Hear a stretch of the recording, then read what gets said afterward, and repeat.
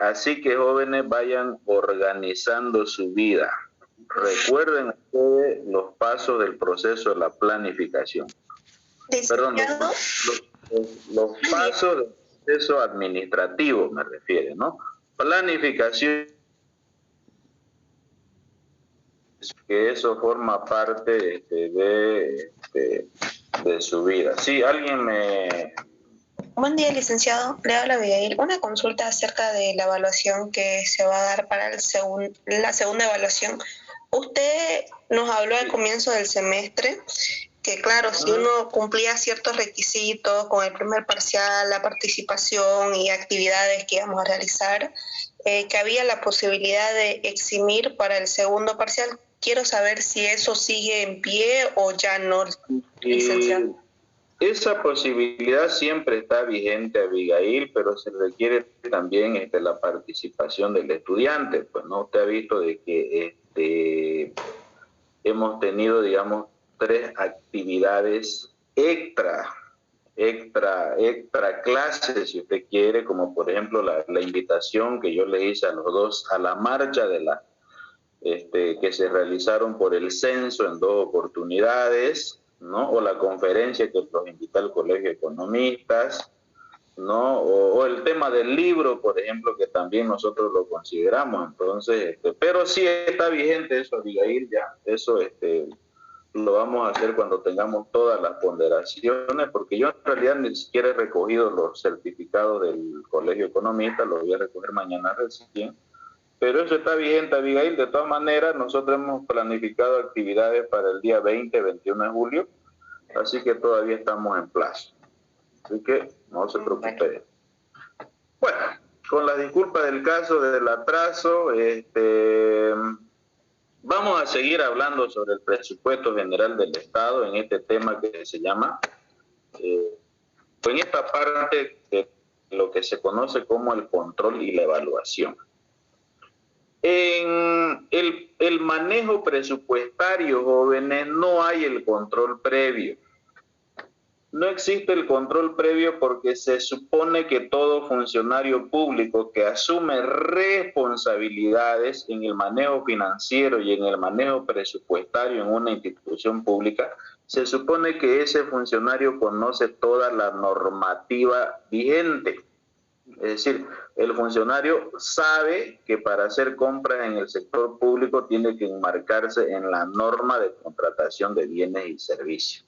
Por eso es que no hay el control previo. El control que se hace en las instituciones públicas siempre es un control posterior, es un control de revisión, ¿no?, de todos los hechos y los acontecimientos que se han sucedido en la empresa pública. Lo mismo también pasa en la empresa privada. En la empresa privada también hay un control posterior, porque precisamente ese es el rol que juega la unidad de auditoría interna, ¿no?, que es la que hace el control posterior.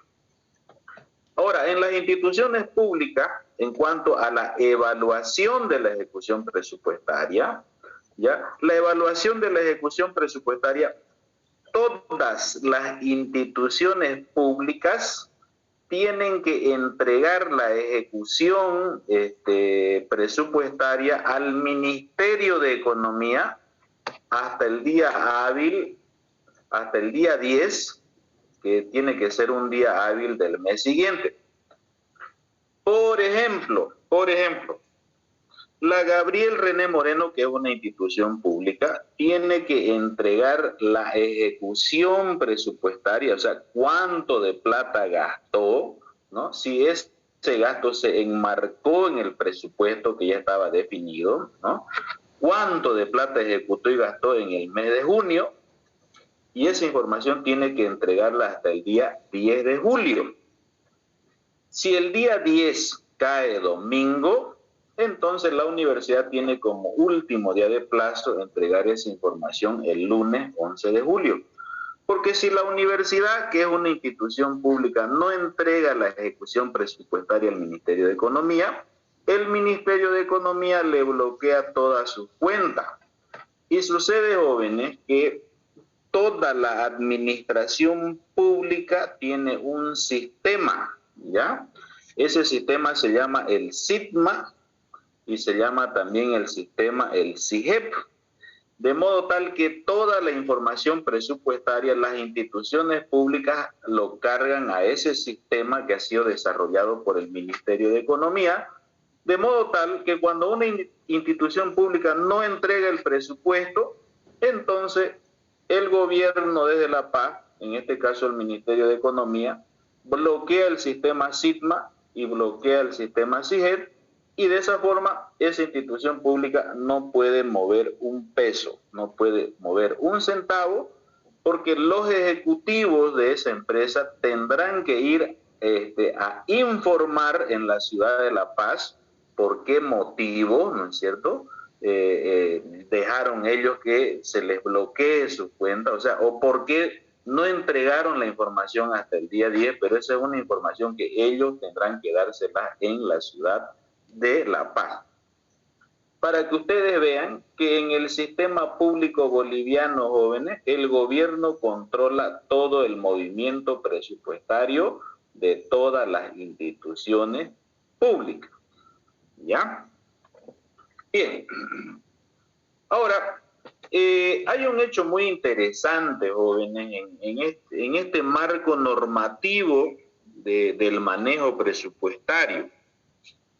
La ley SATCO, que es la ley del Sistema de Administración Financiera y Control Gubernamental, ¿ya?, que esta es una ley en la que se enmarca todas las instituciones públicas. Esta ley tiene este artículo 33 que ha establecido algo que es muy importante, porque sucede, jóvenes, que en el devenir de los acontecimientos, muchas veces las personas y las empresas estamos sujetos a factores incontrolables y a factores imprevisibles. Como por ejemplo las personas estamos sujetos a factores imprevistos, como por ejemplo un accidente, como por ejemplo una enfermedad, como por ejemplo un viaje inesperado. Lo mismo pasa con las empresas, o sea, hay factores imprevisibles. Es por eso que este artículo 33 de la ley SATCO está eximiendo de responsabilidad ejecutiva, administrativa y civil a un servidor público cuando este servidor público haya tomado una decisión y que esa decisión que ha tomado la haya hecho en procura del mayor beneficio de su empresa o para resguardar los bienes de su entidad. Entonces ahí, ¿no?, cuando este funcionario público toma una decisión que no está enmarcada en la norma de contratación de bienes y servicios, y no la enmarca porque precisamente tiene que enfrentar un acto imprevisible, es por esa razón que el artículo 33 de la ley SATCO ampara a este funcionario y a este servidor público, porque nosotros hemos dicho en clase que para gastar plata en el sector público tiene que hacerse en base a la norma de contratación de bienes y servicios, porque si el funcionario no se enmarca en eso, el funcionario es acusado de malversación de fondos y tiene que devolver el monto de la plata. Así, por ejemplo, un ejemplo, digamos, de malversación de fondos que yo le puedo dar es que el alcalde de la ciudad de Santa Cruz de la Sierra, por ejemplo, haga un contrato por excepción para la construcción de un módulo educativo. Ustedes saben que eso no se puede hacer porque la contratación por excepción solamente procede cuando hay un único proveedor en el mercado. Y si el alcalde procede, digamos, a la contratación por excepción para que le construyan un módulo educativo que más o menos vale 10 millones bolivianos, entonces el alcalde municipal es acusado por malversar fondos de la institución pública y tendrá que devolver los 10 millones de bolivianos, aparte que se hace destituir de su cargo, y si no tiene la platita, jóvenes, para devolver los 10 millones bolivianos, entonces al señor alcalde le espera Palmasola, porque así está definido, jóvenes, en la normativa. Por eso fíjense ustedes qué tan importante es el conocimiento, ¿no es cierto?, de la norma de contratación de bienes y servicios. Pero también hay casos, jóvenes, hay casos extremos donde el funcionario público necesita adquirir algo ya, en forma inmediata, ¿ya? Y para eso este artículo 33 faculta al funcionario público, si ustedes quieren saltarse la normativa, pero eso solamente lo puede hacer cuando, ¿no es cierto?, el funcionario público esté tratando de proteger o resguardar los bienes públicos de la institución o en procura del mayor beneficio para su empresa. Por ejemplo, pero previamente, cuando el funcionario público haya tomado esta decisión conforme al artículo 33 de la ley SATCO, el funcionario público tiene que informar a su jefe inmediato superior. O sea, no es que nomás, digamos, va a invocar el artículo 33 y lo va a dejar ahí, sino que tiene que presentar un informe escrito de la decisión que está tomando este funcionario a su superior jerárquico, a los ejecutivos de su entidad y a la autoridad que ejerce tuición, que en este caso es el Ministerio de Economía, porque el Ministerio de Economía, ¿ya?, es el que ejerce tuición sobre toda la administración pública. Entonces, en ese informe escrito, el servidor público, ¿no?, ahí va a argumentar por qué ha realizado la contratación o la compra, amparándose en el artículo 33 de la ley SATCO. Nosotros, y siempre lo comento estos jóvenes con los estudiantes, ya, porque esto no lo conocen, y si no se lo comento, nadie se lo va a comentar, ¿no?, de un caso específico que hubo en el municipio de Potosí. En el año 2010 hubieron elecciones de alcaldes y en el municipio de Potosí ganó las elecciones el señor René Joaquino, que era candidato por una plataforma ciudadana. Le ganó las elecciones al movimiento al socialismo, o sea, le tiró una tunda a este señor René Joaquino al movimiento al socialismo en las elecciones. René Joaquino, jóvenes, de 11 concejales que habían, sacó 10 concejales. René Joaquino es uno de los alcaldes más votados que han habido en Bolivia. Incluso le ganó a Percy Fernández, jóvenes. Percy Fernández fue alcalde de esta ciudad en 6 ocasiones y Percy Fernández siempre ganaba las elecciones, ¿ya? Pero la mayor votación que tuvo Percy Fernández solamente logró obtener 8 de 11 concejales. René Joaquino, jóvenes, sacó 10 concejales en el año 2010. ¿Qué pasó en el municipio de Potosí? Lo que pasó, jóvenes, es que cuando entra de alcalde el señor René Joaquino, que era de una plataforma ciudadana, no era del MAS, sucede que tenía que realizar una compra de un camión recoge basura, eso que ustedes han visto en la calle, esos camionzotes de Macruz, y ese camión nuevito, 0 kilómetros, ¿no?, traído por una importadora legalmente establecida, tenía un costo de $100,000. Pero sucede que a René Joaquino, una empresa importadora de vehículos que también estaba legalmente establecida, le ofreció, ¿no?, venderle 5 camiones de medio uso y cada camión costaba $20,000. Entonces René Joaquino tenía dos opciones. Se gastaba $100,000 en un camión recoge basura 0 kilómetros o podía comprar 5 camiones, ya, de medio uso, en buen estado, por supuesto, ¿no? Y cada camión costaba $20,000. Entonces, el alcalde René Joaquino, amparándose en el artículo 33 que dice que la decisión que está tomando lo hace en procura del mayor beneficio para su entidad y en resguardo de los bienes de la alcaldía de Potosí, entonces el alcalde René Joaquino tomó la decisión de comprar esos 5 camiones que tenían un costo de $20,000.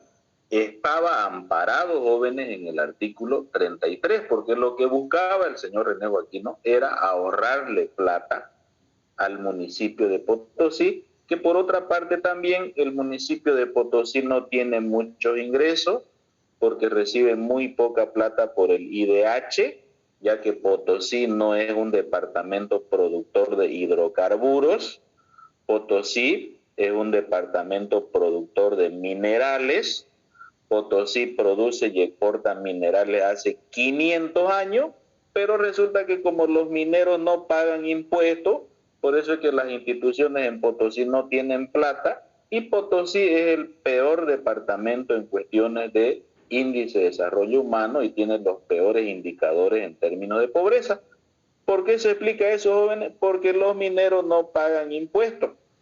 En cambio, ¿no?, los hidrocarburos generan una renta para el país de algo así como el 60%, así que por eso es que en Santa Cruz, por ejemplo, el caso de nuestra ciudad, se recibe, digamos, muy buenos ingresos por el impuesto directo a los hidrocarburos. Entonces, y aparte también que los potosinos por cultura no tienen la vocación de pagar impuestos, y por esa razón también la alcaldía Potosí pues no tiene ingreso. Y por esa forma es que Potosí, el municipio de Potosí tiene muy poca plata, y entonces René Joaquino, para ahorrarle plata al municipio, tomó esa decisión. Sin embargo, jóvenes, esto fue en el año 2010, a los 2 meses que el señor René Joaquino había tomado esta decisión, René Joaquino no era masista, ¿ya? El gobierno de Evo Morales había hecho aprobar esta ley marco de autonomías, y esta ley marco de autonomías en su artículo 54 y 145 establecían que a simple acusación se podía suspender a una autoridad electa, o sea, a simple acusación. O sea, yo acuso a esta persona y viene un fiscal y lo suspende por simple acusación. Y esa simple acusación, jóvenes, puede ser una calumnia, como esa simple acusación también puede ser una vendetta, porque a veces las personas tienen problemas personales entre ellos, ¿no?, y utilizan este tipo de acusaciones. Entonces, el alcalde más votado de Bolivia fue suspendido de su cargo, ¿ya?, por haber comprado esos camiones, siendo que el alcalde de Potosí estaba amparado por una ley. Pero ese es el problema, jóvenes, en países como el nuestro, ¿no?, donde tenemos este tipo de leyes que son violatorios y atentatorios a las personas. Porque es un derecho constitucional, jóvenes, ¿ya?, de que ustedes y yo somos inocentes. Desde el momento en que nosotros nacemos somos inocentes. Pero si yo cometo un delito o ustedes cometen un delito, eso se lo tiene que demostrar, ¿no es cierto?, en el campo de la justicia ordinaria, y será la justicia ordinaria la que determinará su culpabilidad o su inocencia. Pero sucede, jóvenes, que estos dos artículos de entrada nomás lo hacían culpable a cualquiera, porque con una simple acusación, ¿no?, lo podían destituir de su cargo. Y eso fue lo que le hicieron al señor René Joaquino. René Joaquino fue destituido ni siquiera lo dejaron gobernar 4 meses, jóvenes, en el municipio de Potosí, y fue suspendido, como dice acá, fíjense, este es el artículo 144 de la Ley Marco de Autonomía. Este artículo 144 dice que la autoridad electa, dice, podrá ser suspendida de manera temporal en el ejercicio de su cargo. ¿Saben qué significa, jóvenes, de manera temporal? Que lo pueden suspender por 1 semana, por 2 semanas, por 30 días, por 2 meses, por 1 año, por 10 años, por 50 años. Eso significa, jóvenes, la suspensión temporal, porque la temporalidad no tiene límite, no tiene espacio en el tiempo. Y el artículo 146 de la Ley Marco de Autonomía, que aquí está, que yo lo he subrayado, dice, se lo suspende sin mayor trámite. O sea, a simple acusación, jóvenes, se lo suspendía a la autoridad electa. Y eso fue lo que le hicieron al señor René Joaquino. Y ustedes me preguntan, ¿por qué Evo Morales impulsó estos 2 artículos en la Ley Marco de Autonomías? ¿Saben por qué lo hizo, jóvenes? Para destituir alcaldes, concejales y gobernadores opositores al movimiento al socialismo. Porque gracias a estos 2 artículos, lo que Evo Morales no pudo ganar en la ánfora, en la votación, utilizó estos 2 artículos para destituir a autoridades electas. En otras palabras, mientras estuvieron vigentes estos 2 artículos, el gobierno del movimiento al socialismo destituyó a cerca de 40 alcaldes opositores. Aquí, por ejemplo, en Santa Cruz se destituyó al alcalde Chichino Morales, que era el alcalde de La Guardia, que lo he visto en la televisión, que creo que otra vez está postulando a la alcaldía. Se lo destituyó a Chichino Morales porque no era masista. Se destituyó al alcalde de Cuatro Cañadas, se destituyó al alcalde de Buenavista, se destituyó al alcalde de Guarnes, y no me acuerdo otros alcaldes. Pero entiendan ustedes que estos 2 artículos que eran violatorios y atentatorios a los derechos de las personas, el gobierno lo utilizó precisamente para tumbar a alcaldes opositores al gobierno y también para tumbar a gobernadores electos por la gente con simple acusación formal. Por ejemplo, destituyó al gobernador del Beni, que se llamaba Ernesto Suárez, destituyó también al gobernador de Tarija, que se llamaba Mario Cosío, y también destituyó al gobernador de Cochabamba, que se llamaba Manfred Reyes Villa, y que hoy, por circunstancias de la vida, Manfred Reyes Villa es alcalde de la ciudad de Cochabamba. Entonces, en otras palabras, jóvenes, estos 2 artículos se usaron precisamente para perseguir a los opositores, algo que es muy común en el gobierno y es una práctica común que realiza el movimiento al socialismo. Antes de ayer, por ejemplo, se organizó una marcha contra el narcotráfico, repudiando el narcotráfico, porque hay harto narcotráfico, jóvenes, en nuestra ciudad, especialmente en Santa Cruz. ¿Saben por qué? Porque los narcotraficantes se han asentado aquí en Santa Cruz, más o menos como que es la capital, digamos, aquí Santa Cruz, y de aquí se mueven todas las bandas de narcotraficantes. Y les comento, jóvenes, que eso no son buenas noticias, porque detrás del narcotráfico se mueve otra lacra social, que son los que trabajan con el narcotráfico, cuáles son los criminales y los asesinos.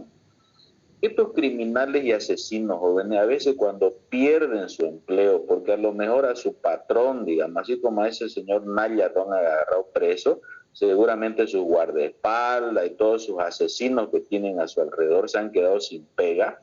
Entonces muchas veces esta gente, jóvenes, termina matando a personas en la calle para robarle su plata, para robarle su vehículo, o por último termina secuestrando los hijos de las personas, ¿no? Y que aparte de eso también, ustedes saben que la droga, ¿no? La droga hace de que muchas veces algún miembro de la familia caiga en el mundo de la droga, jóvenes. Dios nos libre, jóvenes, y Dios los libre a ustedes de que ningún miembro de su familia caiga en el ámbito de la droga, porque debe ser terrible tener un familiar drogadicto. Dios nos libre por todas las consecuencias sociales, económicas que puedan haber. Y entonces yo le decía de que se ha realizado esa marcha contra el narcotráfico y ya respondieron desde el gobierno que lo quieren tumbar a Arce Catacora, que quieren desestabilizar al movimiento, al socialismo, y tengo entendido también que estos sectores van a organizar una contramarcha, dice. Entonces quisiera ver quiénes son los que van a ir en esa contramarcha, porque los que van a ir en la contramarcha, jóvenes, es gente pues que apoya el narcotráfico. Y nosotros no podemos hacernos los desentendidos. En Bolivia y en Santa Cruz hay harto narcotráfico. La coca que se produce en el Chapare es materia prima para el narcotráfico. Así lo han establecido los organismos internacionales, que han señalado que el 95% de la producción de coca del Chapare, dice, se va a mercados ilegales. ¿Y cuál es ese mercado ilegal? Pues, joven, el mercado ilegal es el narcotráfico, porque paga bastante dinero, ¿no?, por esa materia prima que se llama la coca. Entonces, más o menos similar a estos artículos de acá, que el gobierno los ocupó para destituir y perseguir opositores al MAS. Y les hago esa analogía con la marcha, que siempre le buscan algo, ¿no es cierto?, que están desestabilizando al gobierno, que quieren tumbarlo a Arce Catacora, cosa que nosotros ya lo conocemos porque ellos han gobernado 16 años, 14 años con Evo Morales y 2 años con Arce Catacora. Que ahora Evo Morales y Arce Catacora estén peleando por el problema del narcotráfico, bueno, ese es un problema coyuntural, porque al final ambos son lo mismo. ¿Alguna pregunta, alguna duda, jóvenes, hasta acá? ¿Inquietud, curiosidad? Licenciado, yo tengo una duda. María Alejandra.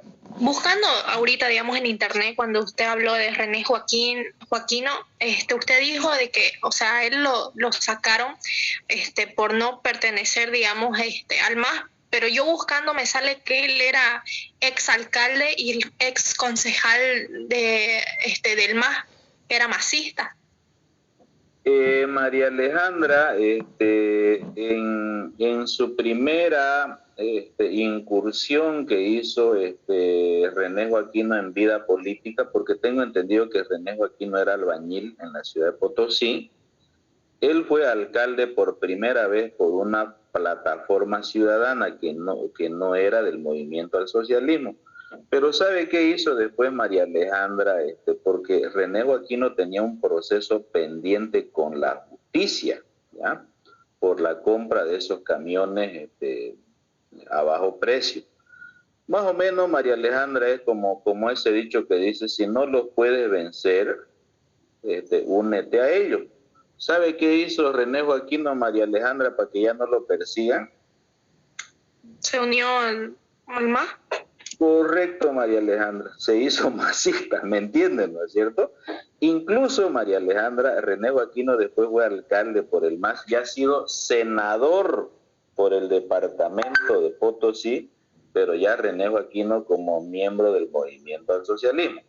O sea, vuelvo a repetirle, aquí se aplica ese refrán que dice: si no los puedes vencer, únete a ellos. Y creo que me parece correcto lo que hizo René Joaquino, porque si no, René Joaquino tenía ese proceso pendiente. ¿Entiende cómo funciona la política, no? Sí, licenciado.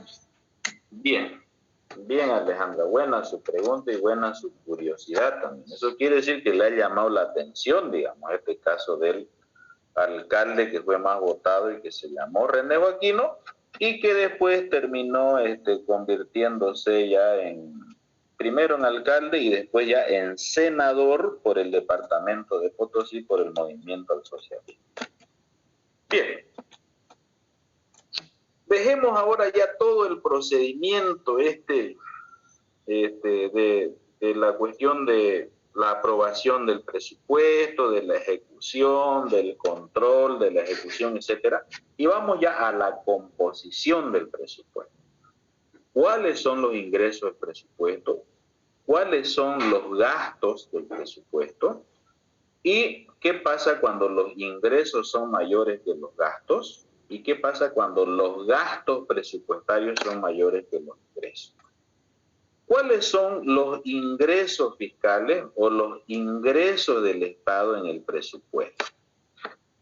Los ingresos del Estado, jóvenes, son todos los impuestos que pagamos las personas y que pagan las empresas conforme a su actividad y a su utilidad al gobierno central. La venta de bienes y servicios que realiza la administración pública también son parte de los ingresos fiscales. Así como, por ejemplo, cuando ustedes sacan un carnet de identidad, ustedes tienen que primero ir a depositar 17 bolivianos a una cuenta del Banco Unión, y ustedes saben que cuando depositan en una cuenta bancaria, eso es ingreso para el país. Pero si ustedes le dan 15 pesos, 200 pesos, 300 pesos al paquito ese de la calle, eso ya no es ingreso para el Estado, eso es ingreso para ese funcionario. Los aranceles aduaneros, es decir, todos los impuestos y aranceles que pagan las personas que compran productos del extranjero, forman parte de los ingresos del país.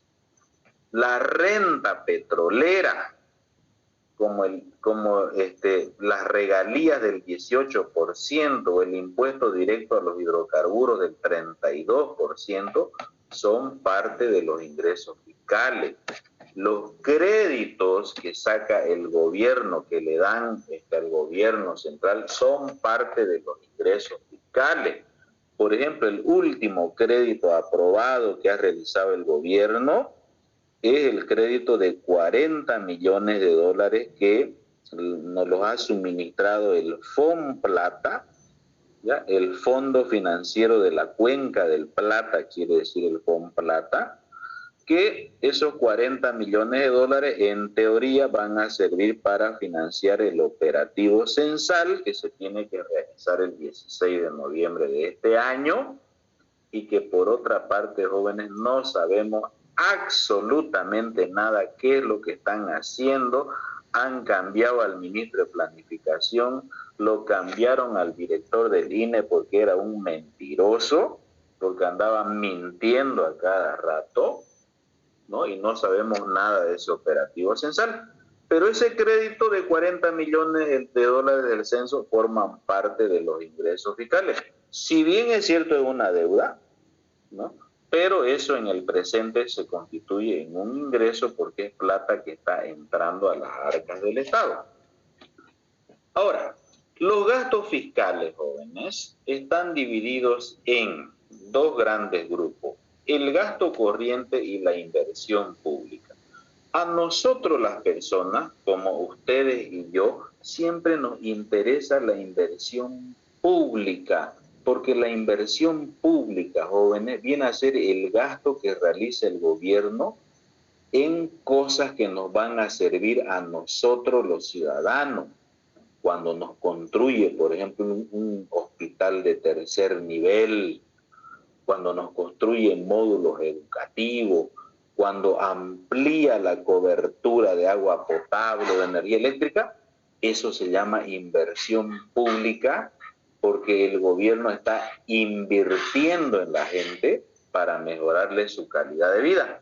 En cambio, el gasto corriente es el gasto periódico que realiza el gobierno en el funcionamiento de toda la estructura del sector público.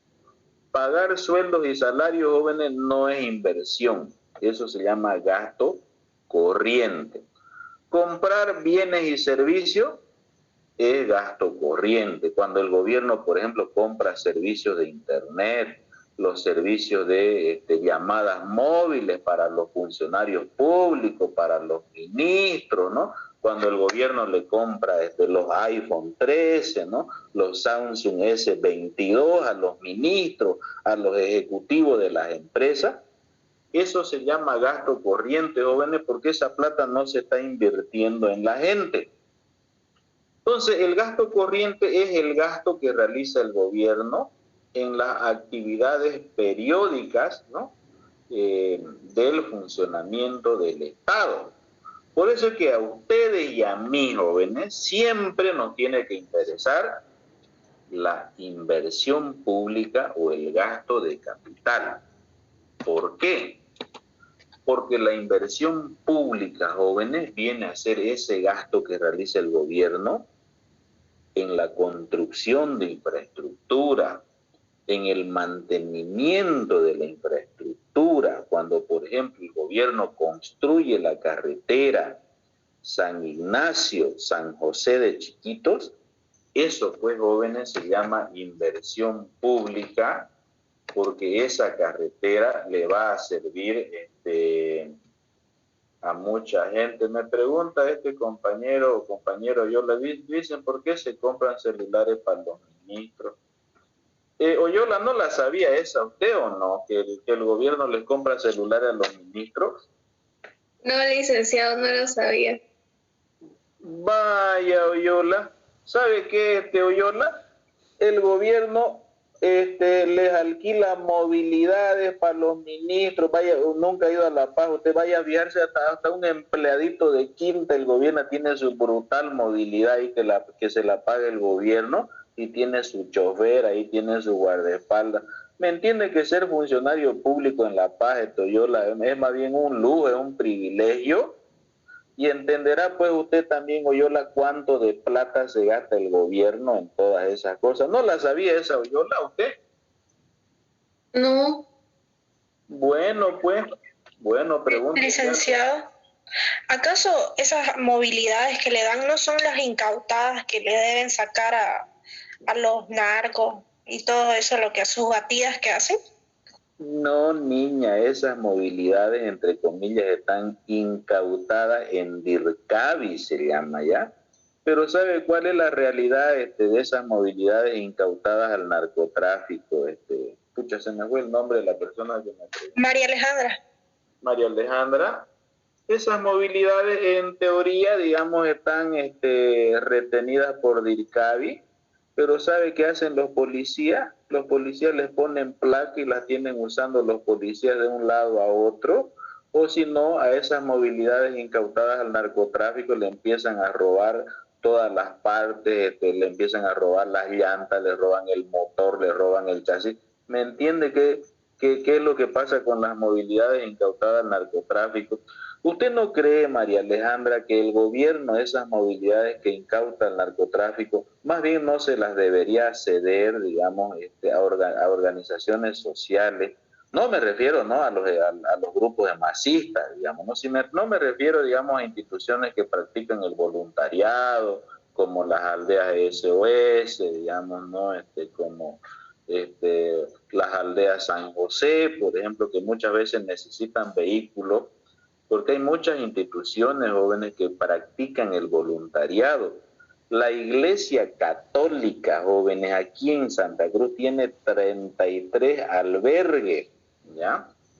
Y sería bueno, ¿no es cierto, María Alejandra, que el gobierno se las pueda concesionar esas movilidades para que lo utilice esta gente, ¿o qué opina usted? Sí, opino de que deberían dársela a las personas que más la necesitan, ya que ellos no tienen, digamos, o sea, los recursos, son los más necesitados, ellos no tienen, de dónde. Bueno, María Alejandra, pero lo real es que los policías son los que usan esas movilidades, y aparte de eso, las otras movilidades les roban todas sus piezas. Aquí por la avenida Francisco Mora, cerca de la avenida San Aurelio, están las oficinas de DIRCABI. Vaya a ver ese cementerio de vehículos, María Alejandra. Parece un cementerio de dinosaurios. Esos vehículos le han robado todos los parabrisas, las llantas, o sea, ¿me entienden, no es cierto? Y bien, dice usted, tranquilamente eso podrían dárselo también en concesión al gobierno para que los funcionarios públicos pues utilicen esas movilidades y el gobierno no esté gastando plata, digamos, de repente en alquilar movilidades o estar comprándole vehículos a los empleados públicos.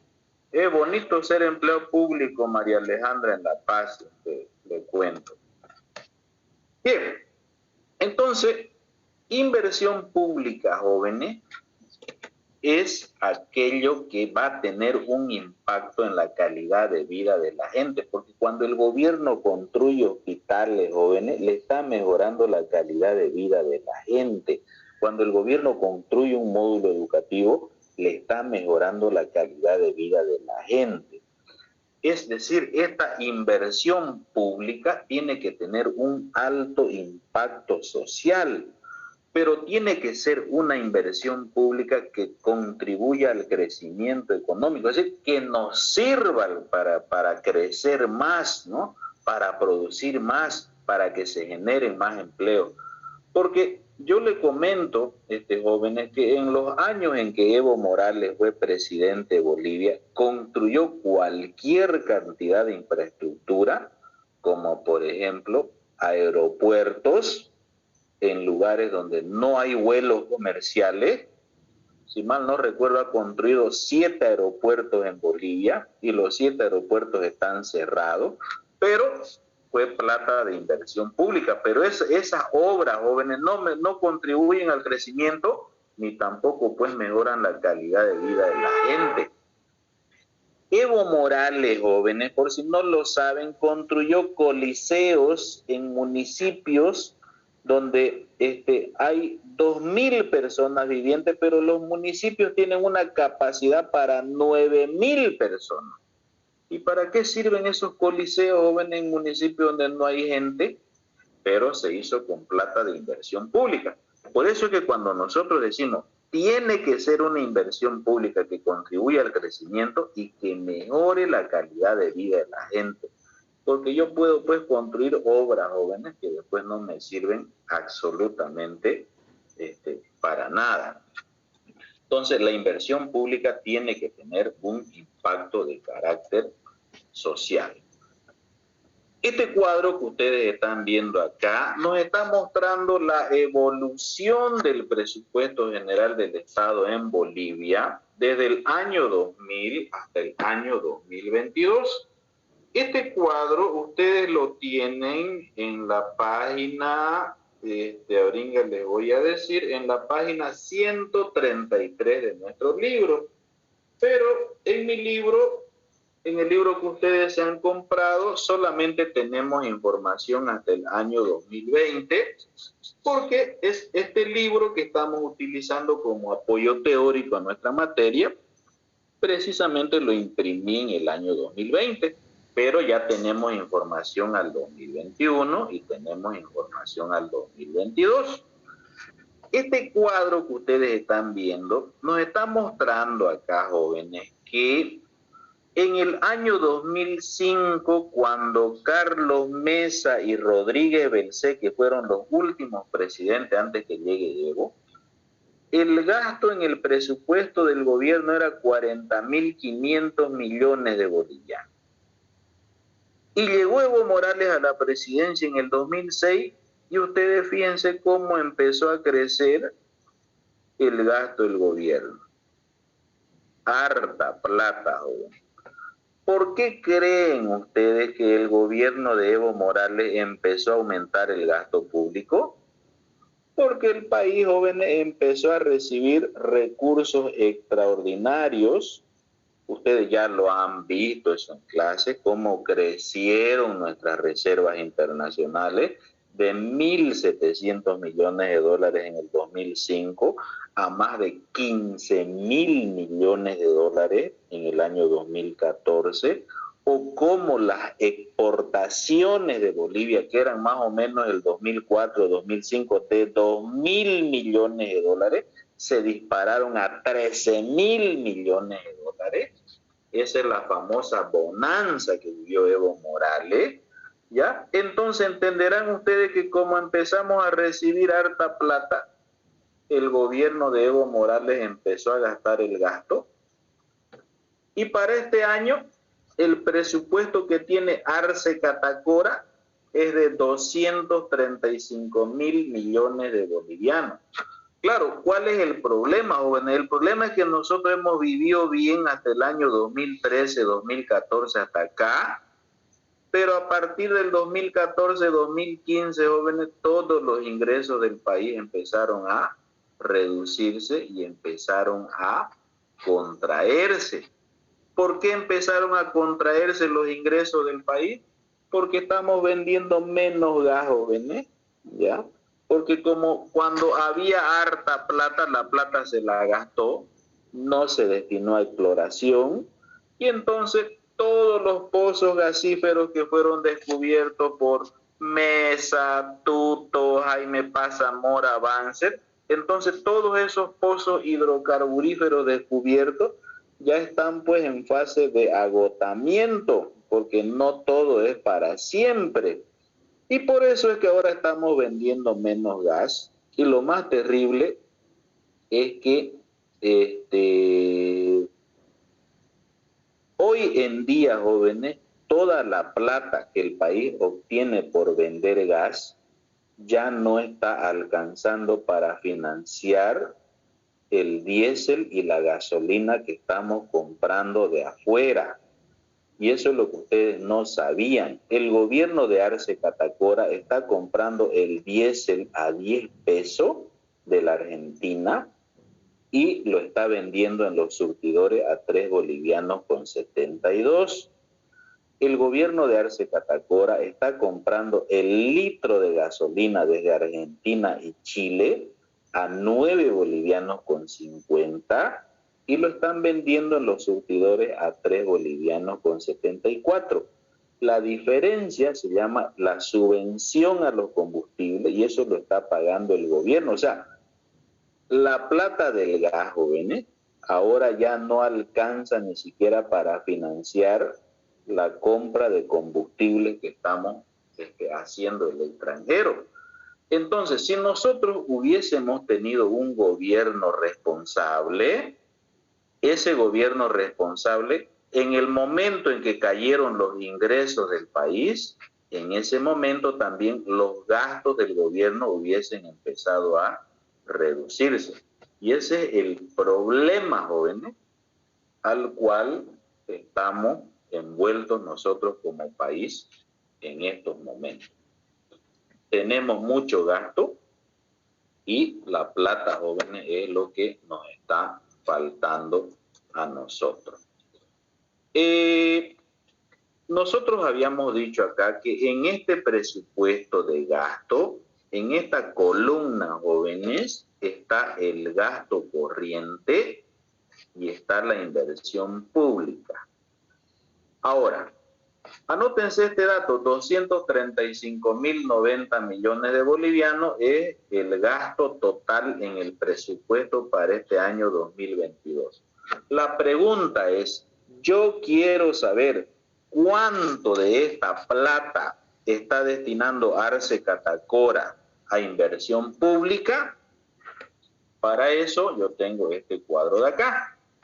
Esta información, jóvenes, es del Ministerio de Economía.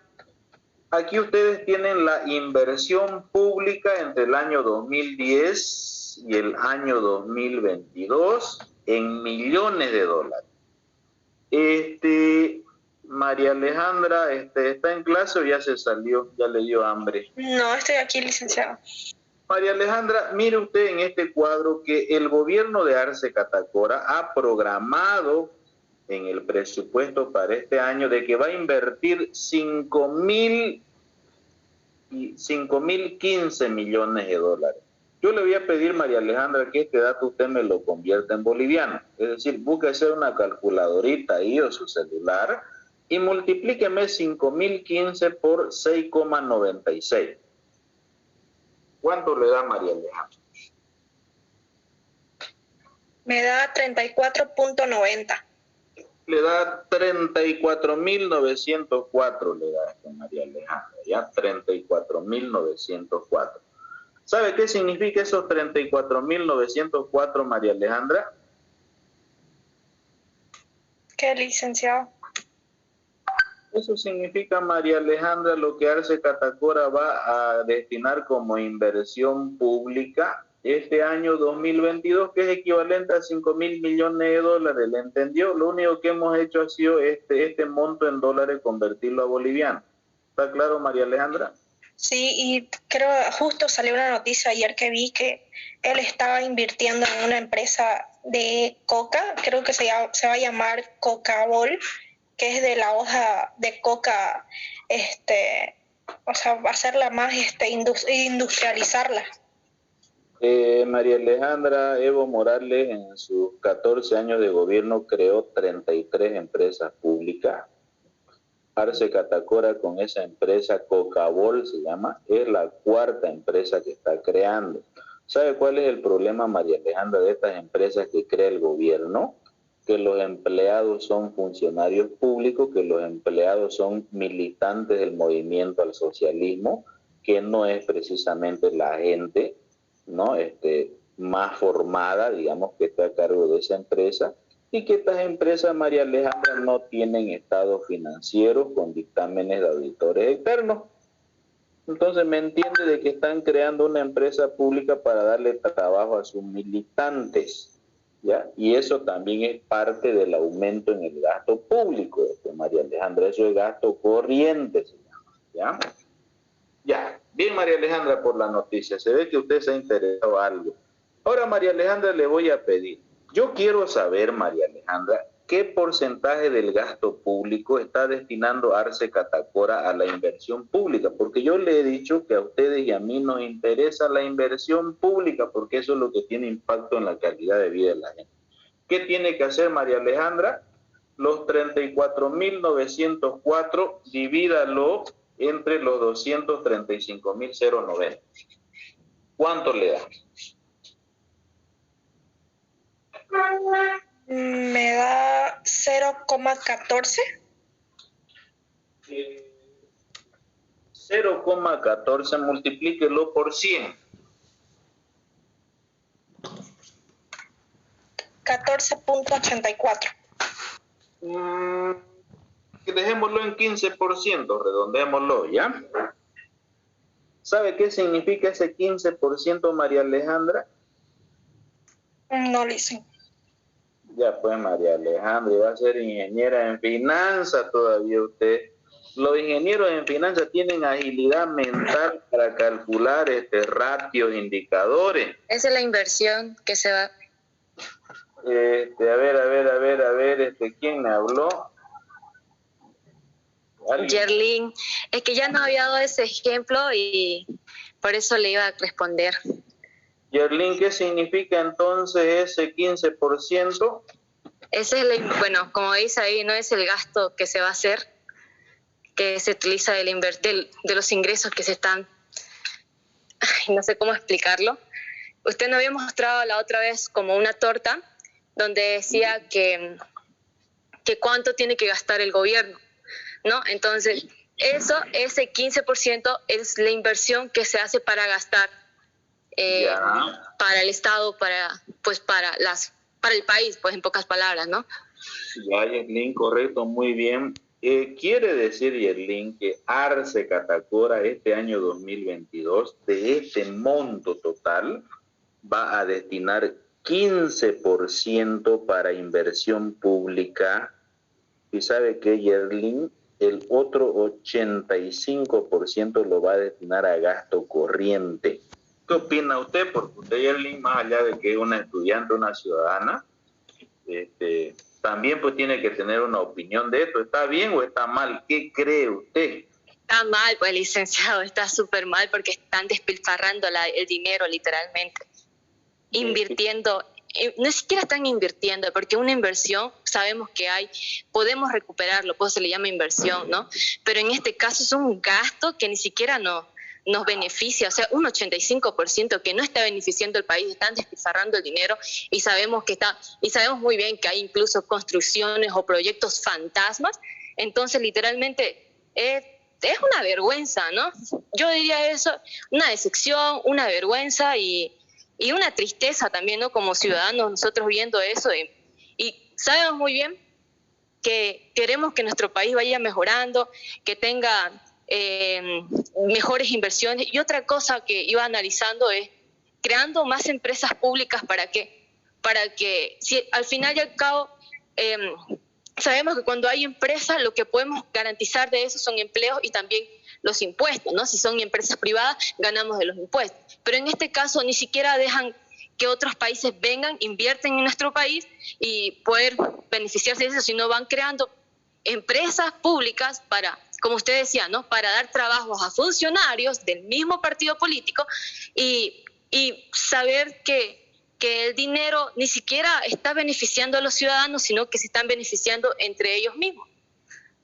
Gracias, Yerlin, por su opinión. El problema, ¿sabe qué, Yerlin? Que desgraciadamente esto es una barbaridad. ¿Sabe qué, Yerlin? No es malo gastar, ¿ya? El problema es en qué gastamos la plata. Y yo le comentaba hace un instante, y eso lo voy a dejar para la siguiente clase cuando Abigail Murguía exponga sobre la venta de oro. En eso que nos va a exponer la compañera Murguía en la siguiente clase, ¿sabe qué, Yerlin? Están queriendo vender hasta el oro de la reserva, ¿me entiende? Estos nos quieren dejar desnudos prácticamente, o sea, quieren vender todo, ¿no? Y ustedes saben, y yo en más de una oportunidad, se lo he repetido, las reservas internacionales, jóvenes, es para mantener la estabilidad económica, la estabilidad macroeconómica. El día de mañana, si se acaban las reservas internacionales, el tipo de cambio va a empezar a subir en forma incontrolable, como pasa en Venezuela, como pasa en Argentina.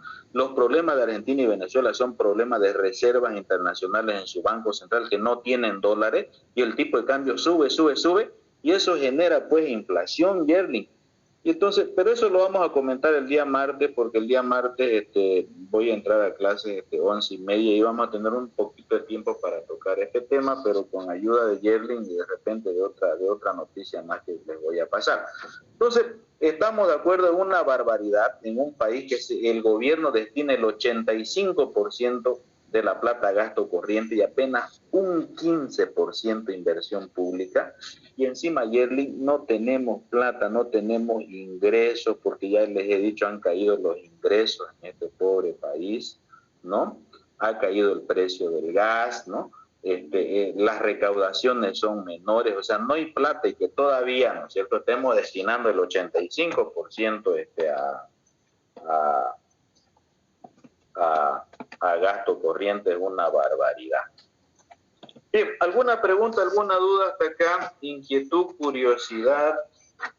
Estoy con hambre, jóvenes. Listen, yo le pregunté qué significaba multisectorial por el chat.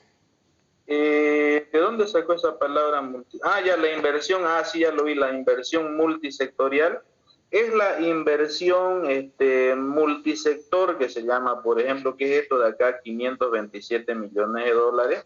Cuando, por ejemplo, el gobierno, por decirle, va a construir un módulo educativo o un tecnológico, ¿no? Eso se llama una inversión multisectorial, porque en teoría, digamos, un colegio puede beneficiar a diferentes sectores de la sociedad, porque a un colegio público puede que entre un niño, digamos, que pertenece a un hogar que tiene buenos ingresos, pero también a un colegio público puede que entre un niño, digamos, que es lo más común, ¿no? Un niño que viene de un hogar extremadamente pobre, digamos, ¿no? Es decir, es una inversión pública, una obra pública que se construye, ¿no?